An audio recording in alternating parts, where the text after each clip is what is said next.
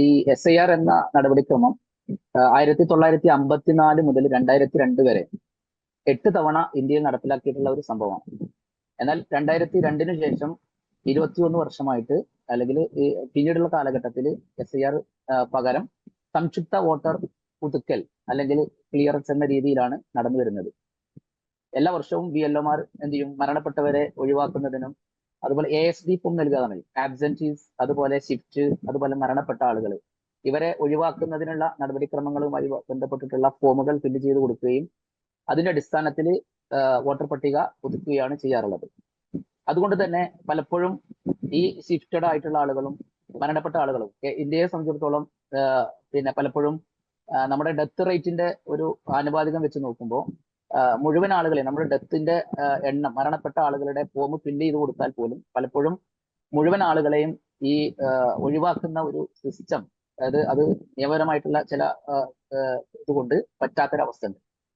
എന്നാൽ SIR നടപ്പിലാക്കുന്നതോട് കൂടിയിട്ട് യഥാർത്ഥത്തിൽ നമ്മുടെ യഥാർത്ഥ വോട്ടറെ കണ്ടെത്തുകയും അതിന്റെ യഥാർത്ഥ ഒരാൾ പോലും അതിന്റെ പിന്നെ ആപ്തവാക്യം തന്നെ പറയുന്നത് ഒരാൾ, അർഹതപ്പെട്ട ഒരാളും പുറത്തു പോകരുതെന്നും അനർഹരായിട്ടുള്ള ഒരാളും ഈ വോട്ടർ ലിസ്റ്റിൽ കടന്നുകൂടരുതും എന്നുമാണ് ഞങ്ങൾ കൃത്യമായിട്ടും തന്നിട്ടുള്ള നിർദ്ദേശം.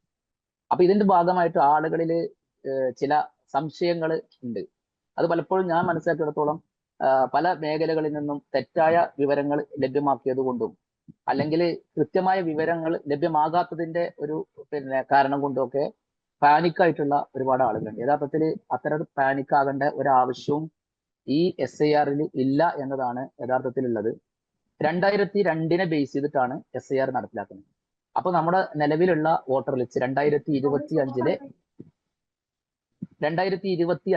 വോട്ടർ പട്ടികയെ ബേസ് ചെയ്തിട്ടാണ് നമ്മൾ എന്ത് ചെയ്യുന്നത്, വോട്ടർ പട്ടികയിൽ നിന്നും 2002 ഉൾപ്പെട്ട ആളുകൾ, ഉദാഹരണത്തിന് 2025 നിലവിലുള്ള അവസാന വോട്ടർ പട്ടിക, ഫൈനൽ വോട്ടർ റോള്, അതിൽ ഉൾപ്പെട്ട ആള്, അവര് അത്തരം ആളുകളെ ഒരു 3 കാറ്റഗറി ആയിട്ട് നമുക്ക് തിരിക്കാൻ പറ്റും.